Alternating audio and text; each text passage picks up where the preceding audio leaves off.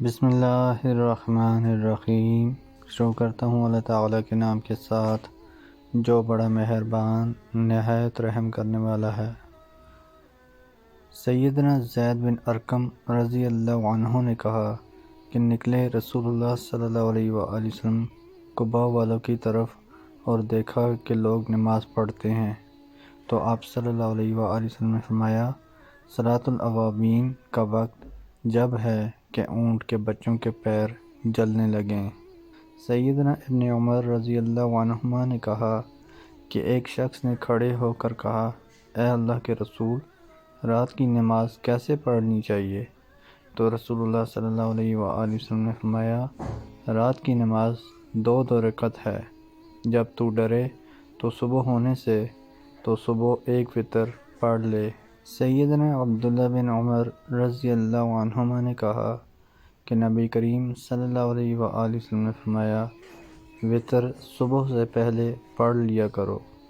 سیدنا ابن عمر رضی اللہ عنہما بیان کرتے ہیں نبی صلی اللہ علیہ وآلہ وسلم سے کہ آپ صلی اللہ علیہ وآلہ وسلم نے فرمایا، رات کی اپنی آخری نماز وتر رکھا کرو۔ ابو موسیٰ اشعری رضی اللہ عنہ کہتے ہیں کہ رسول اللہ صلی اللہ علیہ وآلہ وسلم نے فرمایا، جس کے پاس لونڈی ہو وہ اس کو اچھی طرح ادب سکھائے اور اچھی طرح تعلیم دے، پھر اس سے آزاد کر کے اس سے شادی کر لے تو اس کے لیے دوہرا اجر ہے، اور اہل کتاب میں سے جو شخص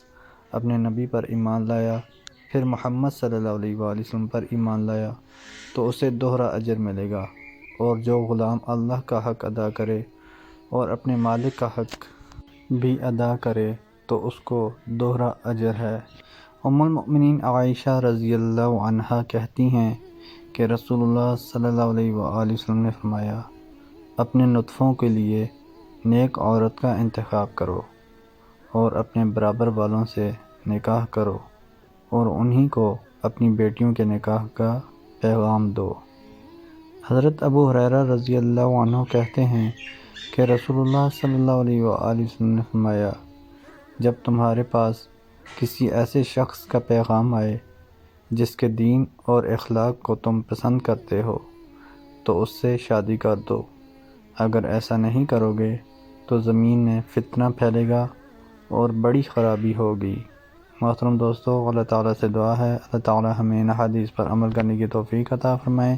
اللہ تعالیٰ ہمیں دونوں جہانوں میں کامیابیاں عطا فرمائے، آمین یا رب العالمین۔ ویڈیو کو ثواب کی نیت سے زیادہ شیئر کریں۔ جزاکم اللہ خیرا کثیرا، والسلام علیکم ورحمۃ اللہ وبرکاتہ۔